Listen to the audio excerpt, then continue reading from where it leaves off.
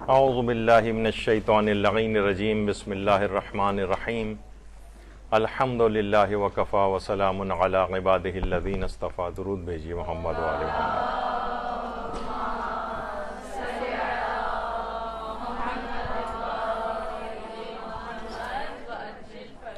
سب سے پہلے تو آپ سب لوگوں کو بہت بہت مبارکباد کہ ایک نئے سال کی ابتدا ہو رہی ہے علم دین کے سلسلے میں، اور پروردگار عالم کی طرف سے ایک سمجھیں ایک لحاظ سے ایک الہام آپ کو ہوا کہ علم دین حاصل باقاعدہ طور پر کیا جائے، کیونکہ روایات میں بھی بات آئی ہے کہ جب خدا کسی بندے کو دوست رکھنا چاہتا ہے تو اس کے دل میں علم کی تڑپ کو پیدا کر دیتا ہے.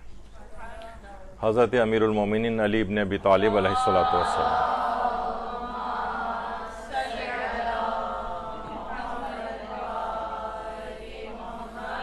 تو دیکھیے، اپنا آرام کو چھوڑ کر چھٹی والے دن یہاں پر آپ لوگوں کا تشریف لانا، یہ بہرحال خدا کی طرف سے ایک عنایت ہے کہ علم کی ایک تڑپ آپ کے اندر پیدا ہوئی، اور سخت ترین گرمی میں بھی آپ لوگ یہاں تشریف لائی ہیں. اور اس قدر اس اہمیت کا حامل ہے یہ طالب علم ہونا کہ حضرت رسول اللہ صلی اللہ علیہ وآلہ وسلم اللہم صلی علی محمد و آل محمد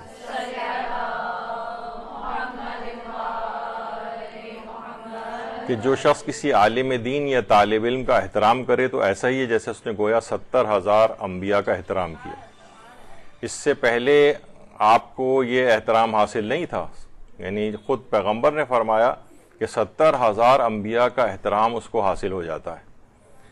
اسی طرح سے طالب علم کے لیے بھی کہا رسول اللہ نے کہ طالب علم اللہ کی مہربانیوں میں ڈھکا ہوا ہوتا ہے، یعنی آج سے گویا ایک لحاظ سے آپ لوگ جو ہیں اللہ کی مہربانیوں میں ڈھکی ہوئی ہیں. اور اللہ تعالیٰ نے وہی فرمائی حضرت موسیٰ کو کہ تم خیر کی تعلیم حاصل کرو اور پھر لوگوں کو اس کی تعلیم دو، کیونکہ میں بھلائی کی تعلیم دینے والوں اور تعلیم حاصل کرنے والوں کی قبروں کو اس قدر منور کر دوں گا کہ وہ وہاں تنہائی محسوس نہیں کریں گے. تو کتنا عظیم و شان مقام، یہ مقام بغیر طالب علم بنے حاصل نہیں ہو سکتا. تو دنیا اور آخرت ہر جگہ کو یہ احاطہ کر لیتا ہے اس کے فوائد. اور یہ بھی حضرت امیر نے فرمایا کہ علم سے محبت ایک ایسا دین ہے جس سے خدا کی عبادت کی جاتی ہے، یعنی علم سے محبت کی وجہ سے تو آپ یہاں پر تشریف لائی ہیں، اور اسی کے ذریعے سے انسانی زندگی میں اطاعت گزاری اور مرنے کے بعد ذکر خیر حاصل ہوتا ہے. تو بہت ہی ایک عجیب و غریب ایک دنیا ہے علم دین. اور یہ بھی پیغمبر نے ارشاد فرمایا کہ اللہ سے ایسا علم مانگو جو تمہیں نفع دے، اور ایسے علم سے خدا کی پناہ مانگو جو فائدے مند نہ ہو. اب آپ دیکھیں کتنی یہ ہر وقت جو آپ واٹس ایپ کو دیکھتی رہتی ہیں، ہر وقت آپ جو ہے وہ نیوز فیڈ کو دیکھتی رہتی ہیں، کتنا زیادہ وقت آپ کا کھا جاتا ہے. اور یہ غیر نفع بخش علم ہوتا ہے. اس میں آپ حساب لگائیں کہ آپ نے اس میں کیا حاصل کیا، یعنی کیا فائدہ ہوا، آخرت کے لحاظ سے آپ کا کیا فائدہ ہے. تو معلوم یہ چلے گا اس کے اندر کہ تقریباً 99% ایسا ہے کہ جو کہ غیر نفع بخش ہے. آخرت میں اس کا کوئی فائدہ آپ کو حاصل ہونے والا نہیں، اور وہ آپ کا وقت مسلسل کھاتا جا رہا ہے. تو اللہ سے ایسے علم کی دعا مانگنی چاہیے کہ جو نفع بخش ہو، دنیا میں بھی اس کا فائدہ ہو اور آخرت میں بھی فائدہ ہو. مثلا ابھی آگے چل کر شاید اس کا تذکرہ بھی آئے کہ اداکاروں، گلوکاراؤں، T V actresses, film actresses, اور ان کے کتنے کتنے گھنٹوں کے انٹرویوز آپ کو بیٹھ کے دیکھنا پڑتے ہیں ٹی وی کے اوپر، جس کا کوئی بھی فائدہ حاصل نہیں ہوتا ہے. بلکہ بہت سی روایات میں تو ایسا ہے کہ بہت سے لوگوں کے صرف چہروں کو دیکھنے سے ہی روحانیت ختم ہونے لگتی. کنجوس کے چہرے کو دیکھنے سے اور فاسق و فاجر کے شخص کو دیکھنے سے، اس کے مقابلے میں والدین کے چہرے کی زیارت، علماء کے چہرے کی زیارت کتنے فائدے دلواتی. تو یہ جو ہے غیر نفع بخش علم ہے، جو معلومات آپ حاصل کر رہی ہیں ٹی وی، واٹس ایپ، یہ انٹرویوز، اور یہ جو بیٹھے ہوئے ہر وقت جو ہے نا فاسق و فاجر افراد کو گلیمرائز کر کے آپ کو دکھایا جاتا ہے. اس سے پناہ مانگنی چاہیے، یہ آپ کے وقت کو بھی بہت کھا رہے ہیں. اور ہمارے امام حسن مجتبی علیہ الصلوۃ والسلام، اللہم صلی علی محمد و آل محمد،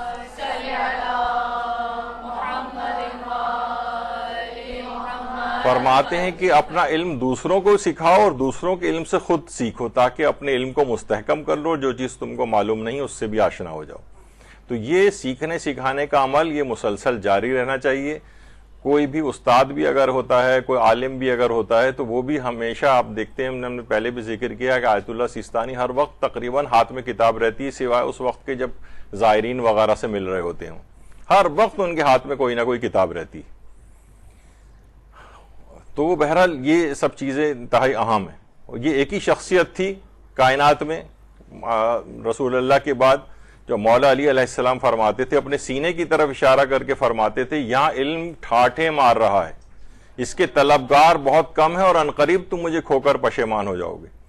تو مولا کی شخصیت جو باب مدینۃ العلم ہے، اس سے بھی ہم نے سوائے ان کے نام کے نعرے لگانے کے ان کی شخصیت سے کچھ حاصل نہیں کیا.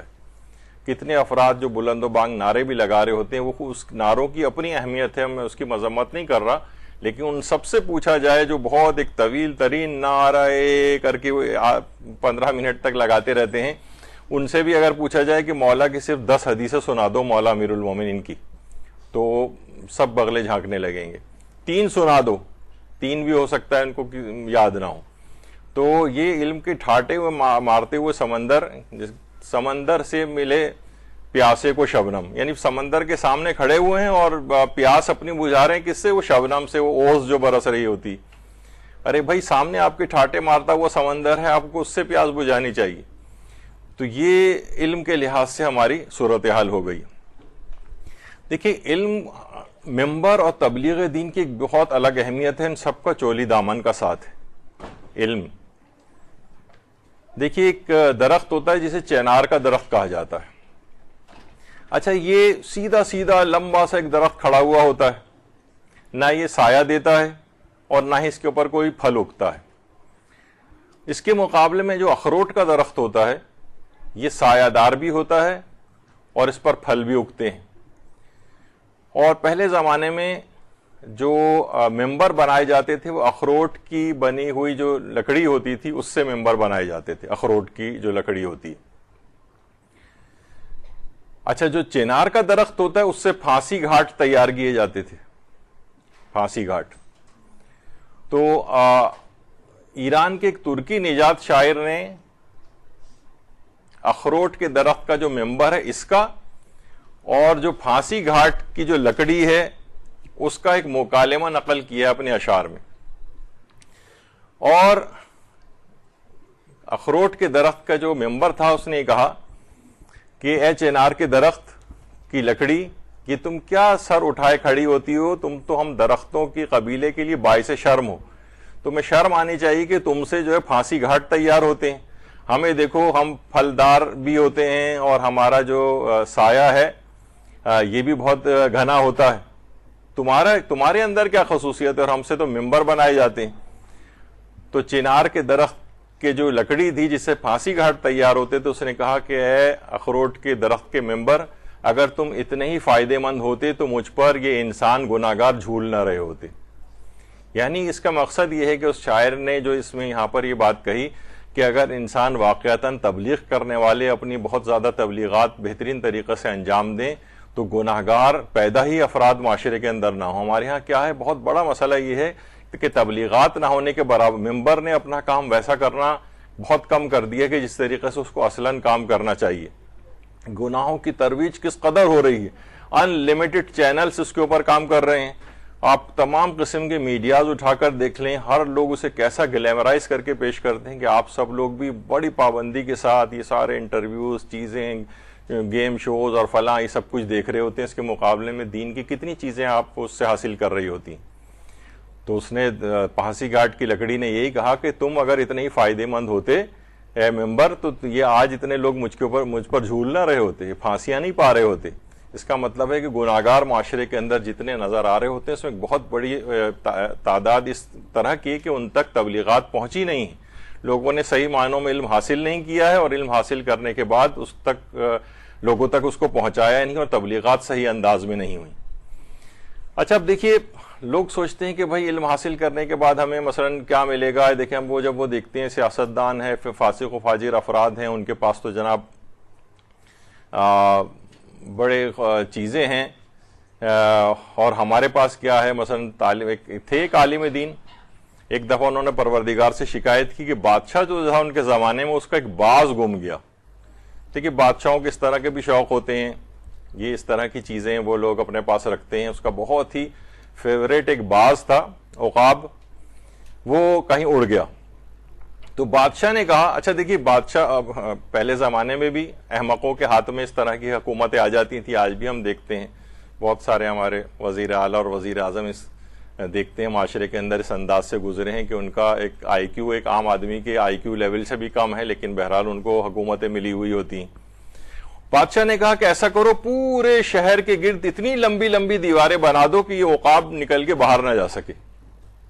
تو ان عالم نے کہا کہ پروردگارہ, ایسے جو کم عقل افراد ہے یہ بادشاہ, اس کو تو نے اتنی بڑی بادشاہت دے دی اور ہمیں جو علم حاصل کرنے والے ہیں ان کے پاس کچھ بھی نہیں, یعنی ہم لوگ فاقو مثلا کر رہے ہیں, ہمارے پاس پیسے اتنے نہیں ہیں. تو پروردگار عالم کی طرف سے حکایتوں میں یہ ہے کہ ان عالم کو کہا گیا کہ ٹھیک ہے, اس بادشاہ کی بادشاہت اس کی تمام تر جہالت کے ساتھ تمہیں دے دی جاتی ہے, کیا اس بات کو قبول کرو گے؟ اور تمہارا تمام علم تمہارے فقر کے ساتھ اس بادشاہ کو دے دیتے ہیں, کیا قبول کرو گے؟ کہ وہ عالم کب کپا گئے, کانپ گئے, نہیں پروردگار ایسی جہالت کے ساتھ مجھے بادشاہت بھی نہیں چاہیے. تو یہ آپ غور و فکر کریں کہ اگر کبھی ہو سکتا ہے کہ دنیاوی معلومات کسی دینی طالب علم یا عالم کے ہاتھ میں نہیں بھی آتا ہے, تو بھی کتنی بڑی دولت اس کے پاس آ رہی, اتنی بڑی دولت آپ کے پاس آ رہی ہے کہ آپ کو اگر ایکسچینج کرنے کو کہا جائے کہ ٹھیک ہے یہ آپ کے پاس اب جو علم دین آپ کے پاس آ گیا, جو دین کی فہم اور معرفت آپ کے پاس آ گئی ہے, اس کو آپ ایکسچینج کر لیں کسی دنیاوی معلومات سے, تو انسان فوراً کپ کپ آ جائے گا, جیسے عالم کپ کپ آ گیا کہ نہیں نہیں پروردگارہ مجھے ایسی جہالت کے ساتھ یہ بادشاہت بھی نہیں چاہیے. دیکھیے علم دین کی ویلیو اور قیمت کیا ہے, آپ آج کیونکہ آج پہلی کلاس ہے, اس کی ایک ویلیو اور قیمت کا صحیح طور پہ پتہ ہونا چاہیے. دیکھیے ہمارے عالم گزرے ہیں, علامہ ذیشان جوادی ابھی تک زندہ ہیں, اتنا کام کر کے گئے ہیں معاشرے کے اندر. یہ خود کہا کرتے تھے کہ ایک عالم دین اپنی اچیومنٹ کو لوگوں کے سامنے, عام لوگوں کے سامنے کیا بتائے. اس سے پہلے بھی میں کئی دفعہ ذکر کر چکا ہوں ان کی یہ بات. کیا بتائے وہ؟ مثلا وہ یہ کہے گا کہ میں نے اتنی کتابیں لکھی ہیں, عوام تو ایک کتاب پڑھنے کو تیار نہیں, انہوں نے کتابوں کی اہمیت کا احساس ہے. وہ کہے کہ میں نے اتنے جو ہے وہ مدارس کے اندر پڑھایا ہے بچوں کو, وہ کہے گا کیا ہوا, الف زبر آ بے زبر با تے زبر تا, جو اس طرح کی کوئی چیز پڑھائی ہوگی, عوام کی نگاہ میں کوئی حیثیت نہیں ہے. یعنی جو بھی اپنی وہ اچیومنٹ لوگوں کے سامنے پیش کرے گا, لوگوں کے سامنے اس کی کوئی اہمیت اور وقت نہیں پیدا ہوتی. یہی علامہ ذیشان جوادی, یہ اپنے جوانی کا جب ان کا دور تھا تو آیت اللہ سید محمد باقر الصدر کے خصوصی شاگردوں میں سے ہوتے تھے, اور مولانا غلام علی وزیری جو ہمارے مدرسے کے سرپرست اعلیٰ یہ بتاتے ہیں کہ جب یہ مدرسے میں ان کے ساتھ ہوتے تھے تو پوری رات, یعنی کسی بھی وقت ان کے کمرے کی لائٹ بند ہی نہیں ہوتی تھی, یعنی جب وہ اس کمرے میں ہوتے تھے, کیونکہ لگتا ہی نہیں تھا کہ شخص کبھی سوتا ہے. مسلسل جب تک یا تو درسوں میں باہر گئے ہوئے ہوتے تھے علم حاصل کر رہے ہیں, یا جب اپنے کمرے میں آتے تھے تو کتابوں کے ترجمے شروع کر دیتے تھے. تو علامہ ذیشان جوادی تو یہی بتاتے تھے کہ اپنی اچیومنٹ عام لوگوں کو ہم کیا بتائیں, یعنی کہ ہم نے کیا حاصل کیا ہے. تو وہ جو حاصل آپ نے کیا ہے اس کی اہمیت عام لوگوں کو پتہ نہیں. جیسے کہا جاتا ہے نا کہ ایک عالم بہت زیادہ اپنے طالب علموں کو اس بات کی نصیحت کرتے تھے کہ دین بہت قدر و قیمت رکھتا ہے, یہ بہت قیمتی. تو ایک دفعہ وہ طالب علم کا جوتا پھٹ گیا اور وہ موچی کے پاس گیا, پیسے تھے نہیں, کہا کہ تم ایسا کرو کہ اگر میرے جوتے کو بنا دو تو میں تمہیں چند فقہی احکام سکھاؤں گا. موچی نے کہا چلو چلو بھاگو یہاں سے, مجھے پیسے ہی چاہیے, مجھے یہ تعلیم دین اپنے پاس ہی رکھو. وہ اپنے استاد کے پاس آئے کہ آپ نے تو کہا تھا کہ دین اتنا قدر و قیمت کا حامل ہے, وہ تو کچھ ماننے کو تیار نہیں ہو رہا ہے.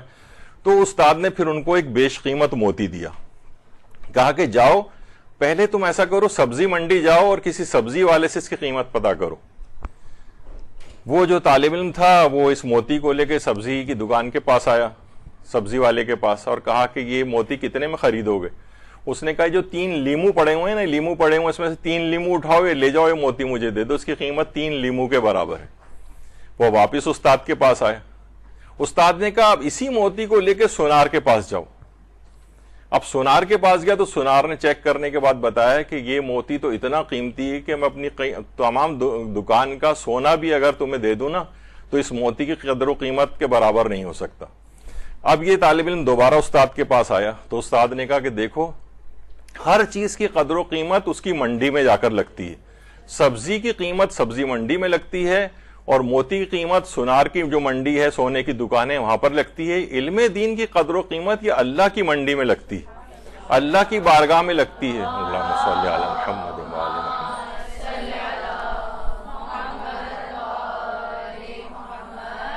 تو اللہ کی بارگاہ کے اندر جو چیز مقبول, ابھی آپ نے سنا کہ جناب وہ رحمت خدا میں ڈھکا ہوا ہوتا ہے. کتنی حدیثوں کے اندر آیا کہ طالب علم اگر کسی علاقے سے گزر بھی جائے تو وہاں فقط جو 40 روز تک جو مردے اس علاقے میں دفن ہیں ان پر سے عذاب ہٹ جاتا ہے. طالب علم جب چلنا شروع کرتا ہے تو فرشتے اس کے پاؤں کے نیچے قدم بچھاتے ہیں.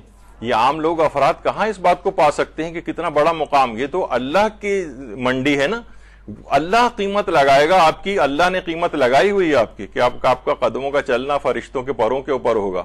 آپ جہاں سے گزریں گے وہاں کے مردوں پر سے عذاب ساقط ہو جائے گا. طالب علم کو ایک صدقہ دینا گویا 70,000 اشخاص کو صدقہ دینے کے برابر ہو جاتا ہے, یعنی اس کی کوئی بھی مدد کرنا وغیرہ. تو یہ اس میں آپ وہ نہ کریں کہ جناب ہمیں معاشرے کے اندر ہماری کوئی حیثیت نہیں ہے. وہ دیکھیں وہ لڑکی تو میڈیکل کالج میں چلی گئی ہے اور وہ انجینئرنگ یونیورسٹی میں آ گئی ہے, اور وہ جو جناب چارٹرڈ اکاؤنٹنسی کر رہی ہے اس کی تو معاشرے کے اندر بڑی آؤ بھگت ہو رہی ہے, اور میں ایک دینی طالبہ, مجھے کوئی پوچھتا بھی نہیں ہے اس لحاظ سے. تو اصلاً آپ اپنی جو قیمت ہے وہ غلط منڈی میں لگا رہی ہیں. آپ گویا کسی سبزی فروش کے پاس یا اس طرح کی افراد کے پاس, اصل تو قیمت آپ کی اللہ کی بارگاہ کے اندر لگنی. تو بہرحال یہ چیزیں ایسی ہیں. طالب علم کے ساتھ دیکھیے ایک بہت بڑا مسئلہ ہے. آج کچھ ایسی متفرق باتیں ہوں گی کیونکہ پہلی کلاس ہے, پھر اگلی کلاسز سے انشاءاللہ کسی خاص موضوع کے اوپر شروع کریں گے.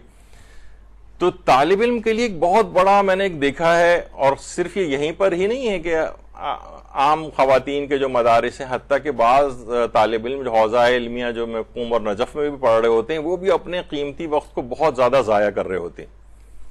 ہم لوگ دیکھ رہے ہوتے ہیں بہت سارے سوشل میڈیا کے جو اکاؤنٹس ہیں اپنے, کہ کتنے ہی طالب علم ہیں وہ دن رات غالباً صرف سوشل میڈیا کے اور بیٹھے کمنٹس کر رہے ہوتے ہیں مختلف پوسٹس کے اوپر یا کچھ ایسی بحثوں کے اندر. تو پڑھ کب رہے ہیں, کس وقت وہ, یعنی اپنے وقت کو کہاں لگا رہے ہیں وہ لوگ.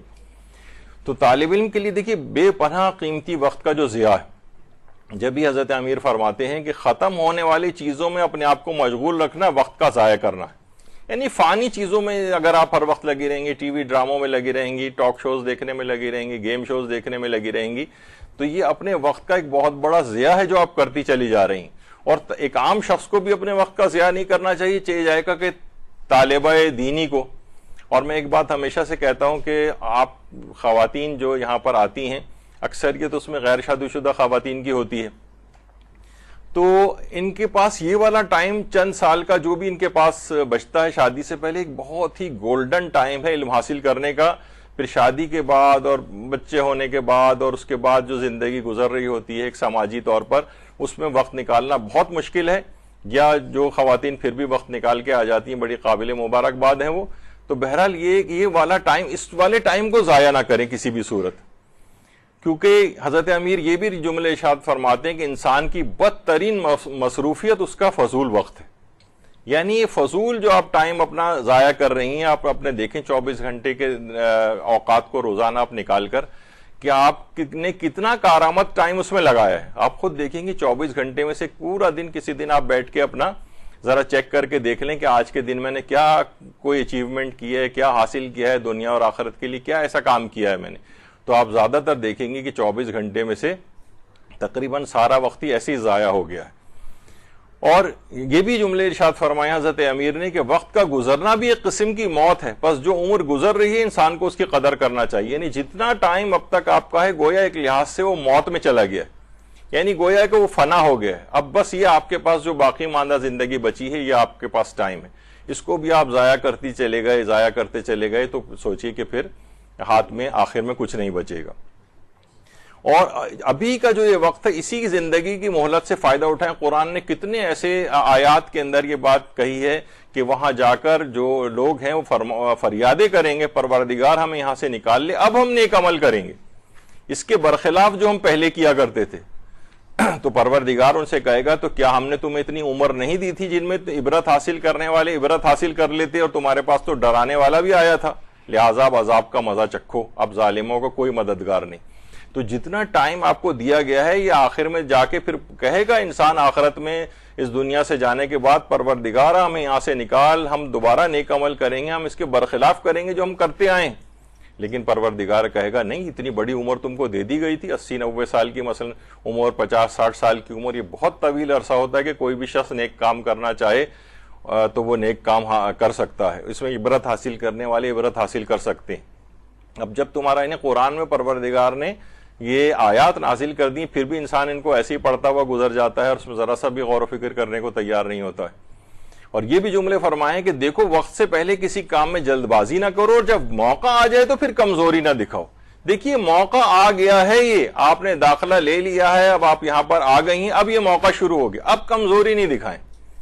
اور جب صحیح صورتحال سمجھ نہ آئے تو اس پر درمی سے کام نہ لو, طریقہ کار واضح ہو جائے تو پھر سستی نہ کرو.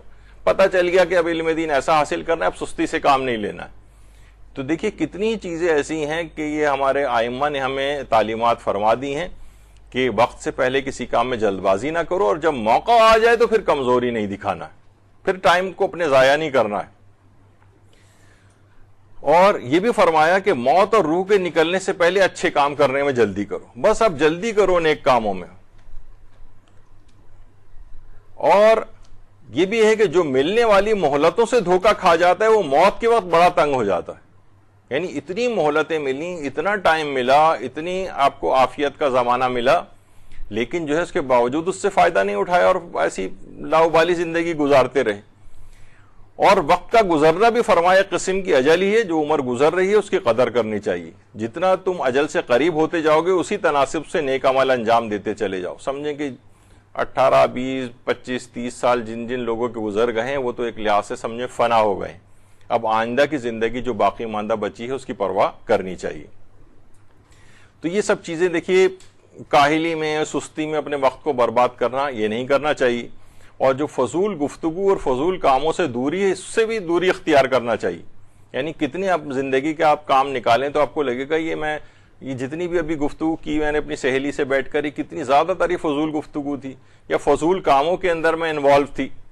دیکھیے کتنے ہمارے علماء ایسے ہیں جو بچپن سے ہی اپنے بچوں کو بھی علم دین بہت کم عمری میں دیکھیں امامے لگا کے جو ہے بیٹھے ہوئے ہیں.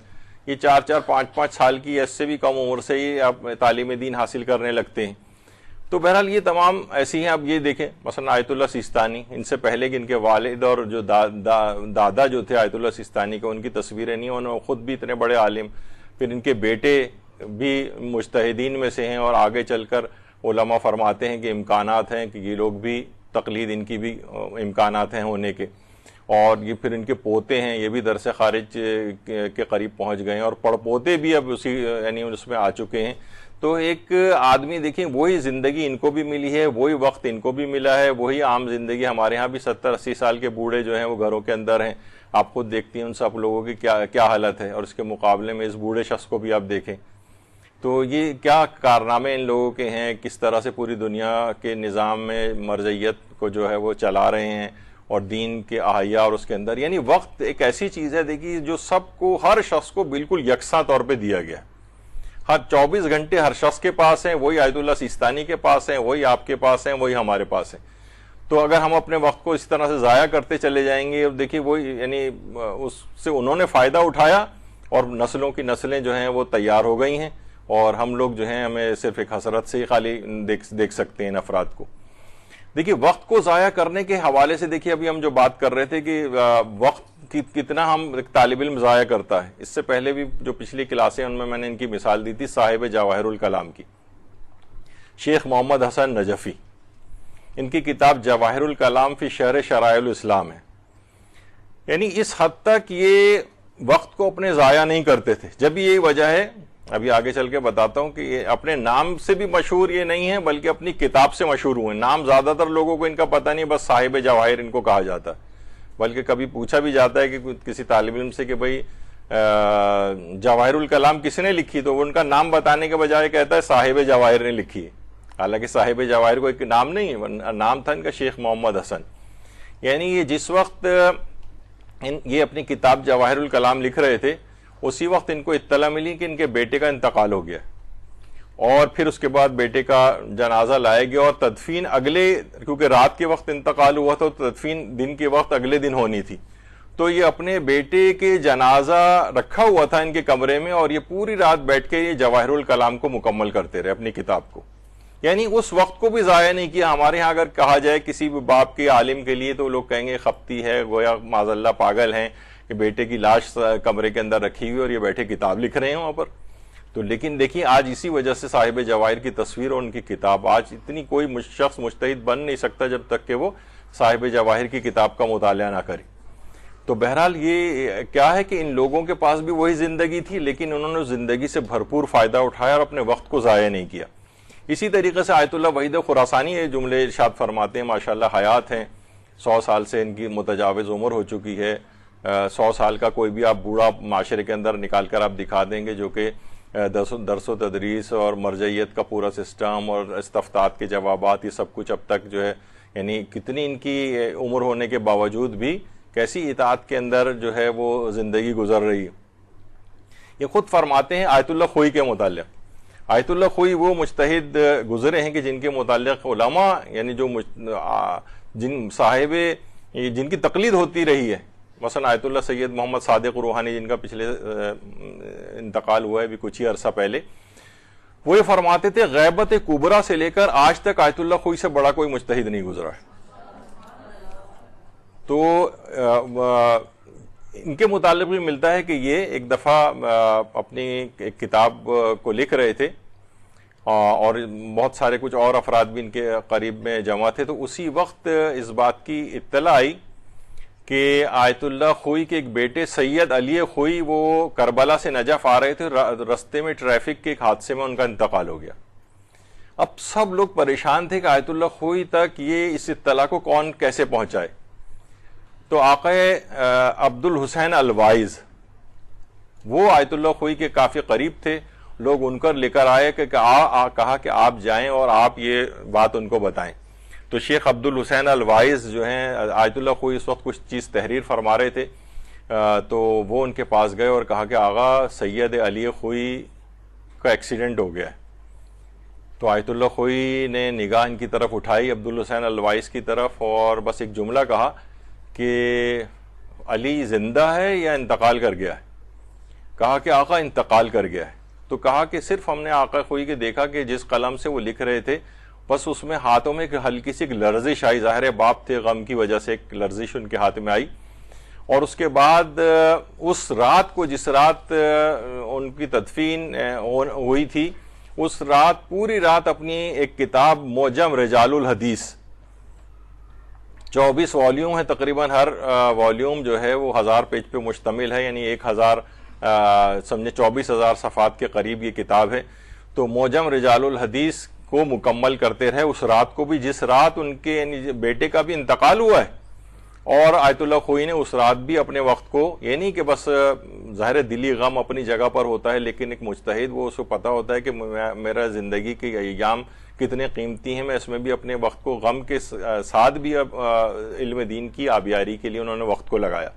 اور آج اس کتاب کو بھی پڑھے بغیر کوئی شخص درجہ اجتہاد تک نہیں پہنچ سکتا جب تک کہ آغا خوئی کے رجال کے موضوع پر، یعنی جو راویوں کے حالات ہیں، اس میں صرف راویوں کے حالات ہیں جو ائمہ کے سے جو احادیث جن راویوں سے مروی ہیں، یہ 24,000 صفحات پہ مشتمل، ہر راوی کے حالات کی تحقیق کر کے لکھنا کتنا مشکل کام ہے۔ تو آیت اللہ خوئی یہ کام کر کے گئے اور وہی زندگی تقریباً پائی جو ہمارے بڑے بوڑھے جو ہیں وہ پاتے ہیں، اور اس دنیا سے گئے اور کتنا بڑا ایک کام کر کے گئے اور اب اس کا پھل پا رہے ہوں گے۔ تو بہرحال یہ دیکھیے اللہم صلی علی محمد وآل محمد،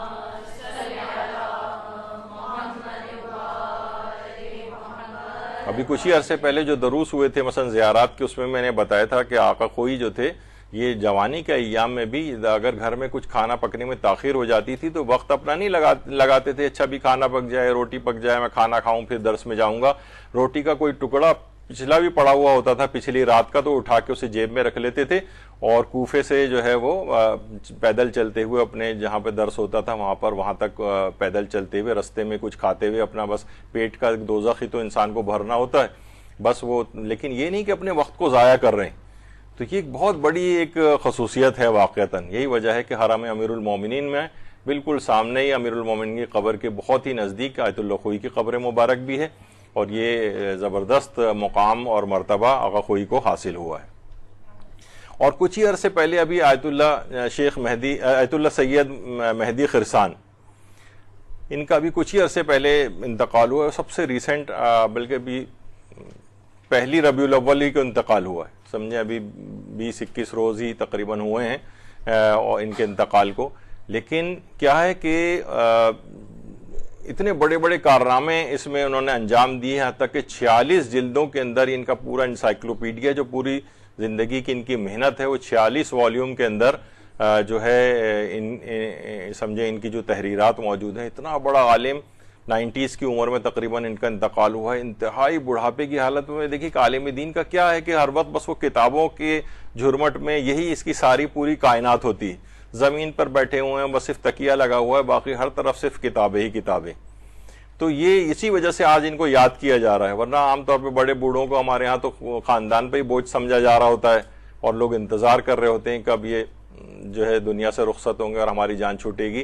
لیکن ان کے انتقال کے بعد پوری دنیا کے اندر کس طرح سے آیت اللہ مہدی خرسان آیت اللہ خوئی کے بھی شاگردوں میں سے تھے، اور آیت اللہ نائینی کے بھی شاگردوں میں سے تھے، اس طرح سے یعنی بہت ہی بڑا مقام ان کو حاصل ہوا ہے۔ اور حضرت محسن جو وطن جناب سیدہ میں شہید ہو گئے تھے، ان کے موضوع پر بھی ایک بہت بہترین انہوں نے کتاب بھی لکھی ہے، یہ بھی ان کی اس میں تحریرات میں شامل ہے۔ تو آیت اللہ سید مہدی خرسان، تو یہ ان لوگوں نے کیا ہے کہ اپنی زندگی کو دیکھیے پورا فروٹفل بنایا ہے، یعنی وقت کو اپنے ضائع نہیں کیا۔ ہم دیکھتے ہیں کہ ہمارے جو علماء جو بڑے بڑے مقامات تک پہنچے ہیں نا، ان کی ایک بہت بڑی خصوصیت ان کی زندگی کا مطالعہ کریں تو اپنے وقت کو ضائع نہیں کیا انہوں نے۔ تو جس حد تک بھی آپ کو اپنی پوری یہ جو زندگی ہے، ظاہر ہے کہ علماء کی زندگی کا ایک الگ طریقہ کار ہوتا ہے، لیکن اس سے جو ہمیں سبق ملنا چاہیے وہ ہمیں لے لینا چاہیے، اور اپنے جو ہمارے اپنا سینیریو ہے زندگی کا، اس میں اس کو اپلائی کرنا چاہیے۔ ہم دیکھیں کہ کہاں آپ کا وقت ضائع ہو رہا ہے، یعنی دیکھا جائے نا کہ اگر کمرے کے ابھی جیسے اے سی چل رہا ہے، ہم ساری کھڑکیاں دروازے اس کے کھول دیں تو ساری ٹھنڈک نکل جائے گی۔ تو چاہے اے سی کی ہوا ٹھنڈک مسلسل آ رہی ہے، لیکن کیا ہے کیونکہ نکاسی آپ نے کھول رکھی، ایگزاسٹ سارے چلا دیں ہم یہاں کے، تو پھر کیا ہوگا، ساری ٹھنڈک نکل جائے گی۔ تو پروردگار کی طرف سے وقت فراواں مل رہا ہے ہمیں، لیکن ہم نے ایگزاسٹ کھول دیے ہیں اس کے، تو سارا وقت ہمارا اس لحاظ سے ضائع ہونے لگے گا۔ جب بھی کہا جاتا ہے کہ اگر آپ کامیاب بننا چاہتے ہیں تو پہلے وقت کی پابندی کریں۔ وقت کی کامیابی سے انسان کامیاب جو ہے وہ ہوتا ہے۔ آیت اللہ سعید الحکیم طباطبائی آیت اللہ محسن الحکیم کی اولاد میں سے تھے، اور غالباً ان کے نواسے تھے۔ تو آیت اللہ سعید الحکیم طباطبائی، ان کا بھی ابھی چند سال پہلے ہی انتقال ہوا، لیکن اپنی زندگی کا آپ اس سے اندازہ لگائیں کہ ان کو صدام نے 8 سال جو ابو غریب جیل تھی وہاں پر ان کو قید رکھا تھا۔ اچھا دیکھیے، جب انسان قید ہوتا ہے تو پھر تو اس کے پاس ایک عذر ہوتا ہے نا کہ میں اب کیسے میں دین کی خدمت کروں، میرے پاس تو وقت ہی، اب میں تو قید ہوں، اور اس کے پاس دیکھا جائے تو عذر بھی ہے۔ لیکن آیت اللہ سعید الحکیم طباطبائی نے، وہ دیکھیے اس زمانے میں کیا ہوتا تھا، ایسا نہیں کہ ایک ایک قیدی کو ایک ایک کمرہ دے دیا جائے، ایک ایک جو بڑا سا کمرہ ہوتا اس میں 30 40 قیدی ہوتے تھے، اسی کے اندر آیت اللہ سعید الحکیم طباطبائی کو بھی قید میں ڈال دیا گیا تھا۔ تو وہاں پر انہوں نے بھی ایک عجیب ایک مدرسے کا سما پیدا کر دیا تھا، روزانہ قیدیوں کو درس دیتے تھے، روزانہ وہاں پہ نماز جماعت ہوتی تھی۔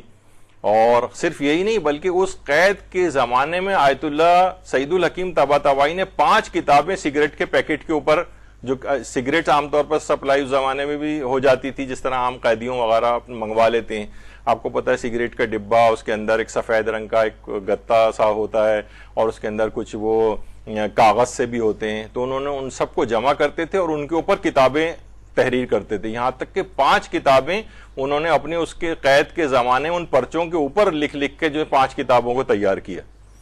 تو اس سے آپ اندازہ لگائیں کہ عجیب و غریب یہی وجہ ہے کہ آج بیٹھ کے ہم ان کا تذکرہ کر رہے ہیں، یہ صرف اس وجہ سے کہ اپنے وقت کو انہوں نے ضائع نہیں کیا۔ اس کو میں اتنا ٹائم کیوں لے رہا ہوں، اس وجہ سے اس ٹائم اس میں زیادہ لے رہا ہوں تاکہ آپ اپنے وقت کو بچائیں۔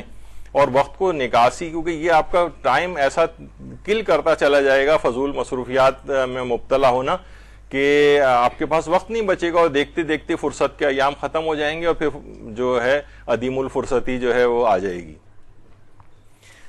تو دیکھیے کچھ اشخاص نے اس کو بڑا اچھا بنایا کہ دیکھیے 1 منٹ میں آپ کیا کچھ کر سکتے ہیں۔ آپ 40 مرتبہ لا الہ الا اللہ پڑھ سکتے ہیں، 40 مرتبہ سبحان اللہ و بحمدہ پڑھ سکتے ہیں، 20 مرتبہ درود پڑھ سکتے ہیں، 20 مرتبہ تسبیحات اربع پڑھ سکتے ہیں، 15 مرتبہ استغفر اللہ الذی لا الہ الا هو الحی القیوم واتوب الیہ پڑھ سکتے ہیں، 15 مرتبہ سورہ اخلاص پڑھ سکتے ہیں، 5 مرتبہ سورہ فاتحہ پڑھ سکتے ہیں، ایک پریشان حال شخص کو بآسانی تسلی دے سکتے ہیں۔ آپ چاہیں تو کتنے ہی آپ خود سے اپنا بنا سکتی ہیں کہ 1 منٹ کے اندر انسان کیا کیا کر سکتا ہے۔ تو اتنا آپ کے پاس پوٹینشیل ہے، اللہ نے اتنے اور اس میں دیا ہے، لیکن اس کے باوجود بھی اس وقت کو انسان ضائع کر دے۔ اور یہ بھی کسی نے واقعی صحیح اس طور پہ کہا کہ میں نے سوچا کہ یہ بھی آپ کو دکھایا جاؤں کہ وقت کی قدر و قیمت کے جو پیمانے ہیں، کہ 1 سال کی قدر و قیمت اس ہونہار طالب علم سے پوچھیں جو سالانہ امتحانات میں بیماری کی وجہ سے فیل ہو گیا ہو، کتنا اس کے لیے اہم ہوتا ہے۔ 1 مہینے کی قدر و قیمت اس کرایہ دار سے آپ پوچھیں جس کے پاس مہینہ گزر جانے کے بعد ادا کرنے کے لیے کرایہ نہ ہو، وہ 1 مہینہ اس کے لیے کتنا بڑا ہوتا ہے۔ 1 دن کی قدر و قیمت اس دہاڑی والے مزدور سے پوچھیں جو تنہ تنہا اپنے اہل و عیال کی کفالت کرنے والا ہو، 1 دن اس کو نہ ملے تو کتنا پریشان ہوتا ہے وہ۔ 1 گھنٹے کی قدر و قیمت اس پردیسی سے پوچھیں جو طویل جدائی کے بعد وطن واپس آ رہا ہو، ایک پل اس پر بھاری ہوتا ہے۔ 1 منٹ کی قدر و قیمت مسافر سے پوچھیں اس کی ٹرین چھوٹ گئی ہو، 1 منٹ پہلے آ جاتا تو مل جاتی۔ اور 1 سیکنڈ کی قدر و قیمت اس مریض سے پوچھے جسے ڈاکٹروں نے لا علاج قرار دے دیا ہو، اور وہ بس وہ موت کی آخری سانسیں لے رہا ہو، چاہتا ہے 1 سیکنڈ مجھے اور مل جائے، مجھے 15 سیکنڈ اور مل جائیں۔ تو یہ کتنے وقت کی قدر و قیمت کے آپ پیمانے لوگوں کے اگر آپ دیکھیں تو یہ بہت اہمیت کا حامل ہے۔ اس وقت کو بالکل آپ ضائع نہ کریں، اور ہر وقت کانشیس رہیں کہ کہاں آپ کا وقت ضائع ہو رہا ہے، ایک لمحہ آپ کا قیمتی ہے۔ یہی وجہ ہے کہ امام علی نقی علیہ الصلوۃ والسلام فرماتے ہیں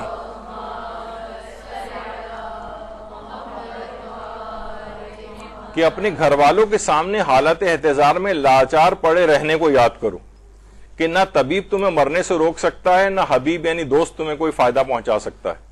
یعنی ہر شخص کو اس مرحلے سے گزرنا ہے۔ سوچے کہ بس کچھ ہی عرصہ آئے بعد یہ نوبت آپ کی آئے گی، اور زندگی کی یہ جو ہے ڈوری کٹ جائے گی، اور بس بارگاہ خداوندی میں پیش ہونا ہوگا، اور بس اب کسی کو نئی زندگی تو دوبارہ ملنی نہیں ہے، اور اسی کی بیس پہ ہمیشہ ہمیشہ کی زندگی کا ہمارا حساب ہو جائے گا۔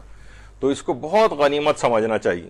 یعنی کہا جاتا ہے نا کہ زندگی کے آخری لمحات رسول فرماتے ہیں کہ مرنے والے کو کلمہ لا الہ الا اللہ پڑھوانا چاہیے، بے شک جس کی زندگی کا آخری کلمہ لا الہ الا اللہ وہ ضرور جنت میں جائے گا۔ یعنی آخری 1 سیکنڈ میں بھی اس نے یہ جملہ کہہ دیا، اتنی اہم ہے یہ قدر و قیمت وقت کی، اتنا بھی اسے موقع مل گیا تو یہ جنت میں اس کو لے جا سکتا ہے۔ یعنی آخری 1 سیکنڈ کے اندر 2 سیکنڈ کے اندر وہ اگر کلمہ بھی پڑھ دے تو یہ بہت اہمیت کا حامل ہے یہ وقت۔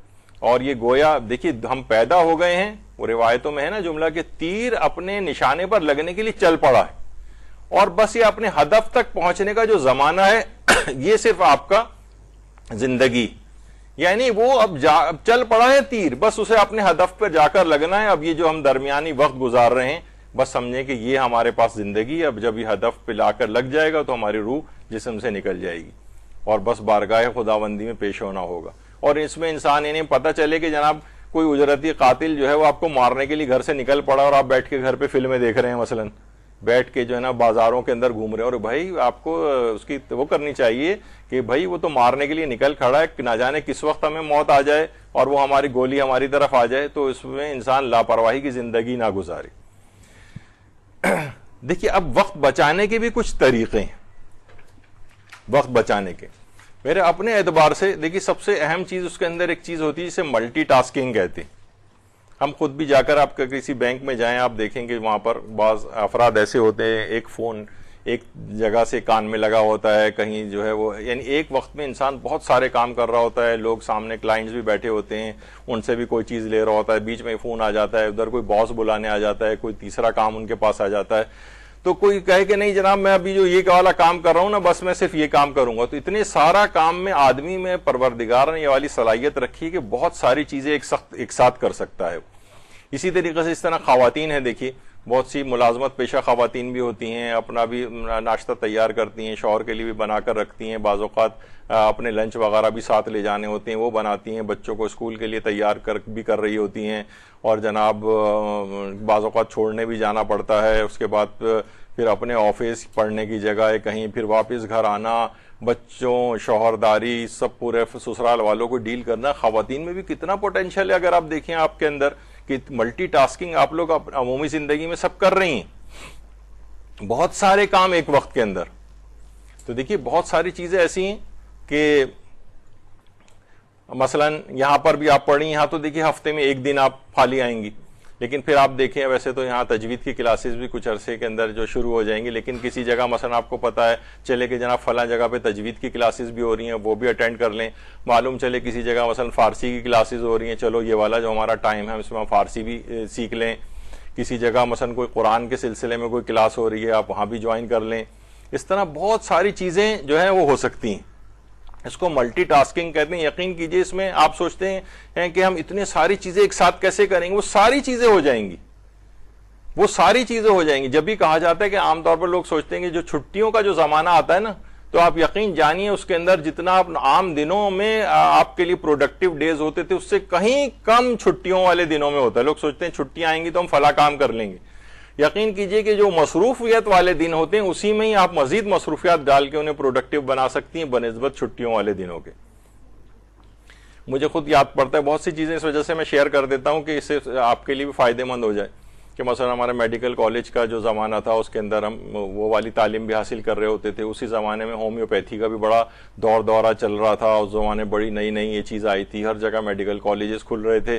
ہم نے میڈیکل کالج ہومیوپیتھی کے کالج میں بھی ایڈمیشن لے لیا، وہ بھی ساتھ میں شروع کر دیا۔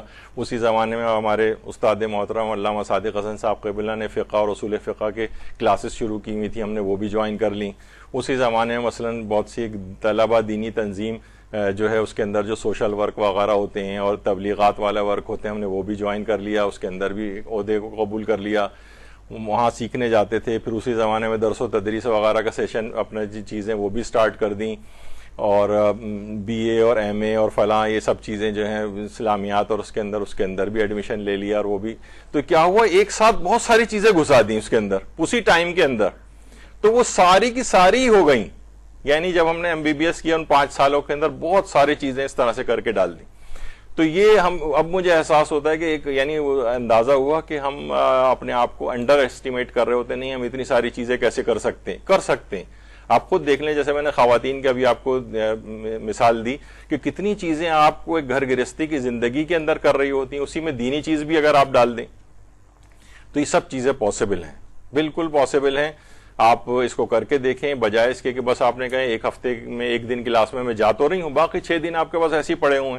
اب تو مدرسہ وغیرہ سارا آپ کے ہاتھ میں آ گیا ہے، اس کے اوپر پورا آپ کے پاس سارے دنیا کا کون سا درس ہے جو آپ کے ہاتھ میں موبائل فون کے اوپر موجود نہیں ہے۔ اب تو کوئی عذر بھی نہیں ہے۔ میں جس زمانے کی باتیں بتا رہا ہوں اس میں ہمیں گھنٹوں میں بسوں میں بیٹھ کے ادھر سے ادھر جانا پڑتا تھا ان کاموں کے لیے۔ آج تو یہ سب چیزیں آپ کے پاس ہیں، آپ کے پاس تو کوئی عذر باقی ہی نہیں بچا ہے۔ یعنی ایک پچھلے زمانے کے لوگ تھے بہرحال جو اس دنیا سے چلے گئے، ان کے پاس پھر بھی عذر تھا، ان کے پاس پھر بھی ایک عذر تھا کہ ہمارے پاس تو جناب یہ وسائل ہی موجود نہیں، ہم کس طریقے سے جو ہے یہ کام کریں۔ لیکن اب دیکھیں کہ یہ اب آپ کے پاس نہیں ہے، آپ کے پاس تو ہاتھوں کے اوپر ہر چیز آ گئی ہے۔ حتیٰ کہ علماء اور مجتہدین کے آفیسز کے واٹس ایپ، ای میل اور کچھ موجود ہیں۔ بہت سے تو ایسے ہیں کہ ادھر جواب دیں، سوال کریں اور چند دن میں یا اسی دن بھی جواب آ جاتا ہے۔ بہت سے علماء کے آپ کے پاس یعنی کوئی عذر باقی پروردگار نے نہیں چھوڑا ہے۔ اب قیامت کے دن ہمارے پاس کوئی عذر نہیں ہوگا کہ پروردگار فلاں چیزیں ہمیں پتہ نہیں تھی، ہمیں معلوم نہیں تھی، یہ نہیں تھا۔ تو یہ جو ملٹی ٹاسکنگ ہے نا، یہ والی چیز آپ اپنے وقت میں مزید برکت کو ڈالنے کے لیے یہ چیزیں ضرور ان سے استفادہ کریں۔ اور اس کے لیے ایک اور برکت کا باعث جو ایک چیز ہے نا، وہ اول وقت میں نماز کی ادائیگی شروع کر دیں۔ طالب علموں کو ہمیشہ سے یہ بات جو ہے کہتے آ رہے ہیں، 24-25 سال مدرسے کو ہو گئے، ہر دفعہ ایک پہلی کلاس جو ہے میں سمجھے 24-25 سالوں میں ہر دفعہ پہلی کلاس لینی پڑتی ہے۔ ہمارے ساتھ برادر وسیم عام ہوتے تھے، آج کل ان کی طبیعت خراب ہے، دعا کریں گے طبیعت ان کی بحال ہو جائے، وہ دوبارہ لینا شروع کریں کلاس۔ تو وہ اس میں ہر دفعہ یہ بات آتی ہے کہ ہم جب یہاں بچوں کی بھی کلاسز ہوتی ہیں اس کے اندر بھی ان کو بعض دفعہ یہ بات بتائی ہے کہ پوچھا کہ بچوں سے کہ کون ہے جو کلاس ہر چیز میں اول آنا چاہتا ہے. ہر بچے نے ہاتھ کھڑا کر دیا. تو اس کا ایک نسخہ یہی بتایا گیا کہ اگر آپ ہر نماز کو اپنے اول اوقات میں ادا کریں گے تو آپ ان تمام چیزوں میں بھی اول آئیں گے. تو یہ آپ کبھی کوئی انسان واقعتاً پریکٹس کر کے دیکھیں, اول وقت میں نماز کی ادائیگی, ایسی برکات اس کی زندگی میں ملیں گی, اور خود بخود یعنی اس کا مطلب ہے کہ وقت کے لیے پہلے سے تیار بیٹھے گا, وقت آنے سے پہلے باوضو ہو کر تیار بیٹھے گا کہ مجھے نماز کی ادائیگی کرنی. تو ایسا شخص وقت کا زیادہ پابند ہوتا ہے اور اپنے وقت کو بچاتا ہے وہ بنسبت ضائع کرنے کے. اور کوشش یہ کریں کہ ہر درس کو آپ لفظ با لفظ لکھیں, اور اس کے لیے بھی ضروری ہے کہ آپ کے پاس مضبوط کاپیز اور رجسٹر اور ڈائریاں ہونی چاہیے. ایک ہوتا ہے نا کہ ایسی لوز پیپر اٹھا کے لے آئے گھر سے, یہ سب ایک مہینے کے اندر ایسے غائب ہوں گے, آپ کو پتہ ہی نہیں چلے گا کہاں چلے گئے. اس کے مقابلے میں مضبوط آپ نے اپنی کاپیز رکھیں, مضبوط رجسٹر رکھے, مضبوط ڈائریاں رکھیں, خرید کر ہی ایسے لے کے آئیں جو لکھنے سے اور سالہ سال, کیونکہ پوری زندگی پھر آپ کے کام آئیں گے. آج بھی میں دیکھتے ایک زمانہ یہاں علامہ شہنشاہ حسین نقوی تشریف لائے تھے یہاں پچھلے سالوں میں جو کلاسز ہوئی تھیں, تو اپنے ساتھ اپنے سارے رجسٹر لے کر آئے تھے وہ, اور ساری ڈائریاں لے کر آئے تھے جس میں وہ نوٹس بناتے تھے سالہ سال کی. اسی طرح میں بھی دیکھتا ہوں 20 25 30 سال پرانی ہمارے پاس چیزیں اب تک موجود ہیں جو چلی آ رہی ہیں, اس میں سے نکال کے آج تک استفادہ ہوتا ہے. جو آپ اس طرح سے اپنے نوٹس ابھی بنائیں گی وہ آپ کے پاس محفوظ رہنے چاہیے, اور اس میں ہے کہ کوشش کریں کہ لفظ بہ لفظ ان کو لکھیں اور پھر ان کو اچھی طریقے سے یاد کریں, اور کوشش کریں کہ علم کے مطابق عمل بھی ہو آپ کا. یعنی ایسا نہ ہو کہ فسق و فجور میں ایسی زندگی گزر رہی ہے اور اس کے ساتھ آپ علم بھی حاصل کر رہی ہیں, کیونکہ آپ کو معاشرے کے اندر کام کرنا ہے, اور معاشرے میں اثر پذیری اسی وقت ہوگی کہ جس وقت آپ کام اپنا عمل اس کے مطابق کریں گی. جبھی کہا جاتا ہے کہ تحریر میں محرر کے اثرات ہوتے ہیں, تقریر میں مقرر کے اثرات ہوتے ہیں.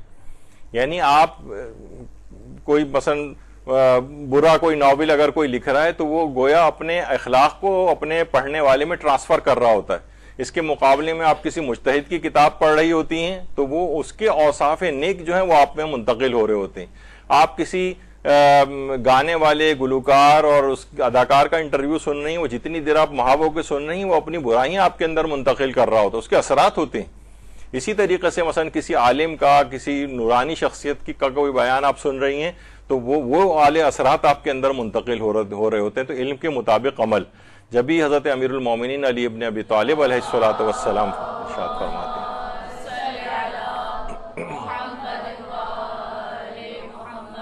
فرماتے ہیں کہ جان لو کہ دین کا کمال علم کا طلب کرنا ہے اور اس پر عمل پیرا ہونا ہے. یعنی یہ نہیں کہ صرف علم کو طلب کر لیا, علم حاصل کر لیا, اصطلاحیں رٹ لیں, مسائل اپنے رٹا مار لیے اور مجلس سے اچھی رٹا مار لی. نہیں, دین کا کمال ہے کہ علم کو طلب کریں اور پھر اس پر عمل پیرا ہوں. جو پرہیزگار نہیں اس کا کوئی دین نہیں, ہمارے 8ویں امام کا ارشاد مبارک ہے. اچھا, اس میں کیا ہوتا ہے؟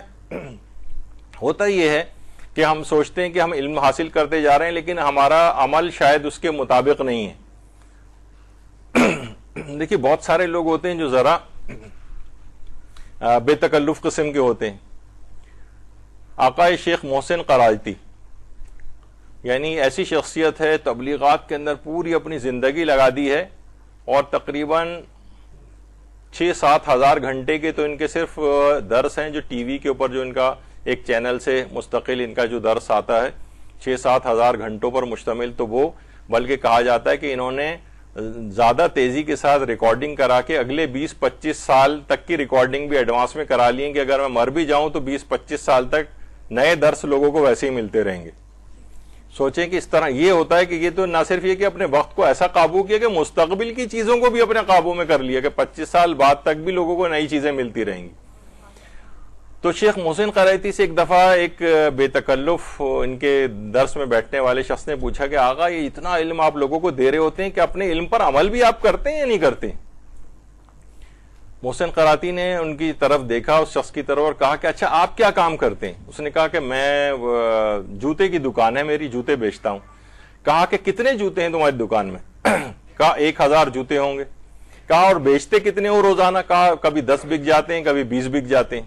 تو کہا بس ہم عالموں کی بھی مثال یہی ہے کہ علم بہت سارا ہوتا ہے لیکن وقت ضرورت جتنا ضرورت ہوتی ہے اتنا استعمال کر لیتے ہیں نکال کر.